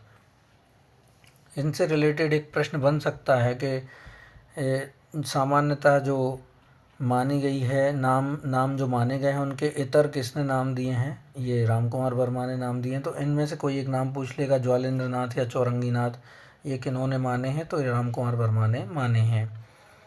आदिनाथ को परवर्ती संतों ने शिव माना है। आदिनाथ को परवर्ती संतों ने क्या माना है? शिव माना है। चरपटनाथ का पूर्व नाम चरकानंद था। चौरंगीनाथ गोरक्षनाथ के शिष्य थे। ये पूरन भगत नाम से प्रसिद्ध हुए।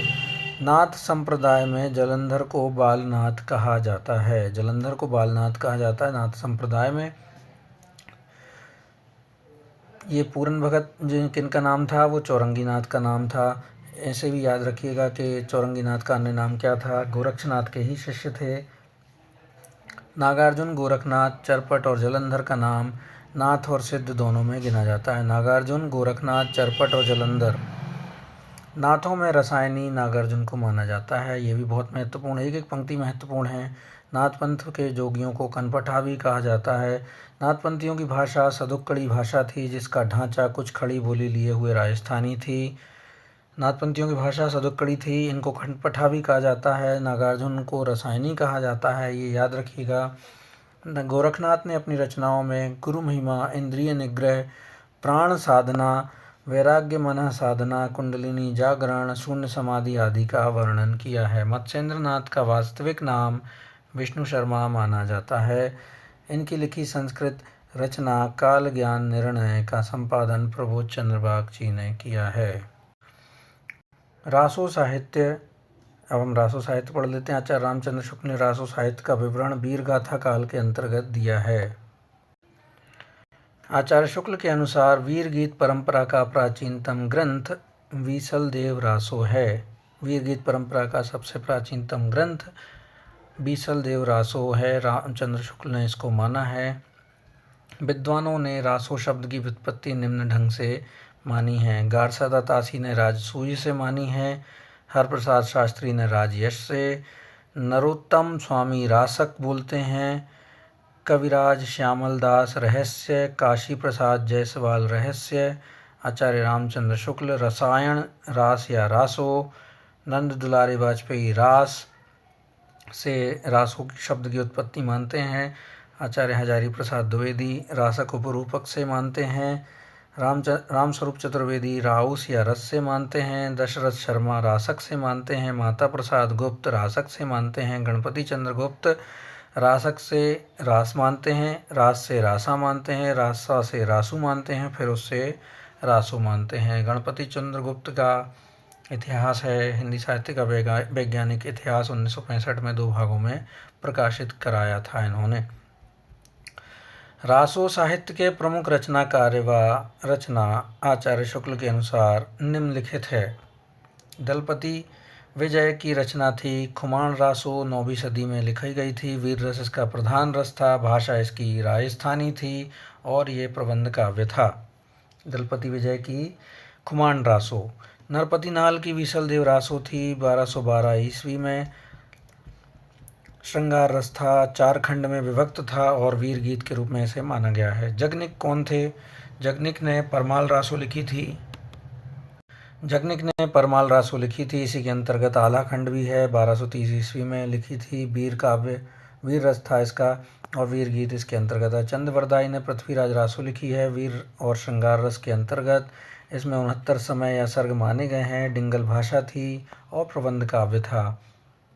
पृथ्वीराज रासो बहुत महत्वपूर्ण है आपके लिए, पढ़िएगा इसके बारे में। बहुत सारे फैक्ट आते हैं पृथ्वीराज रासो से। केदार भट्ट जो थे उन्होंने चंद्र प्रकाश लिखी थी 1224 ईस्वी में। वीर रस इसका प्रमुख रस था और प्रबंध काव्य था ये। मधुकर भट्ट इन्होंने लिखी थी जयमयंक जसचंद्रिका 1243 ईस्वी में, प्रबंध काव्य। शांगधर जो था हमीर रासो लिखी थी। नल्ल सिंह ने विजयपाल रासो लिखा। वीर का रस था इसका प्रमुख और 42 छंद में वीर गीत इसके काव्य विधा थी। श्रीधर ने रणमल्ल छंद लिखा था 1454 ईस्वी में। वीर रस इसका प्रमुख रस था। 70 छंद इसके अंतर्गत थे। डिंगल इसकी भाषा थी और वीर गीत इसका प्रबंध काव्य था। वीर गीत इसका काव्य रूप था। आचार्य रामचंद्र शुक्ल ने लिखा है चंद्रवरदाई हिंदी के प्रथम महाकवि माने जाते हैं। प्रथम महाकवि किसको माना है? रामचंद्र शुक्ल ने चंद्रवरदाई को, जिन्होंने पृथ्वीराज रासो लिखी थी। इनका पृथ्वीराज रासो हिंदी का प्रथम महाकाव्य बहुत बार पूछा गया है। मिश्र बंधुओं ने लिखा है हिंदी का वास्तविक प्रथम महाकवि चंद्रवरदाई को ही कहा जा सकता है। रामचंद्र शुक्ल ने भी माना है, मिश्र बंधुओं ने भी माना है। अगर ये वाक्य पूछा जाएगा तो ये मिश्र बंधु का हुआ। और रामचंद्र शुक्ल ने लिखा है चंद्रवरदाई हिंदी के प्रथम महाकवि माने जाते हैं और इनका पृथ्वीराज रासो हिंदी का प्रथम महाकाव्य है। पृथ्वीराज रासो की प्रामाणिकता अप्रामाणिकता में विद्वानों के बीच मतभेद हैं। प्रामाणिक किसने माना है? श्याम सुंदर दास, मिश्र बंधु, मोहनलाल विष्णुलाल पंड्या और कर्नल टाड ने माना है। कर्नल श्याम मोहन मिश्र, कर्नल श्याम मोहन मिश्र ऐसे करके याद कर लीजिएगा। अप्रामाणिक किसने माना है? आचार्य रामचंद्र शुक्ल ने, देवी प्रसाद ने, कविराज श्यामल दास ने, गौरीशंकर हीराज चंद ओझा ने, वूलहर ने और मुरारीदान ने। और अर्ध प्रमाणिक माना है मुनिजन विजय ने, हजारी प्रसाद द्विवेदी ने, सुनीति कुमार चटर्जी और दशरथ ओझा ने। तो प्रामाणिक और अर्ध प्रमाणिक आप याद कर लीजिएगा। अप्रामाणिक जो होता है वो अपने आप याद हो जाएगा। प्रामाणिक में कर्नल श्याम मोहन मिश्र ऐसे याद रखिएगा। आचार्य दशरथ, सुनीति, मुनिजन विजय, इस प्रकार से याद रख लीजिएगा। पृथ्वीराज रासो में 68 छंदों का प्रयोग किया गया है। मुख्य छंद निम्न हैं: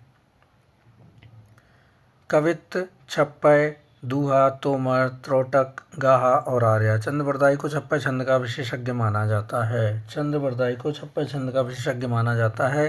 पृथ्वीराज रासो में 68 छंदों का प्रयोग किया गया है।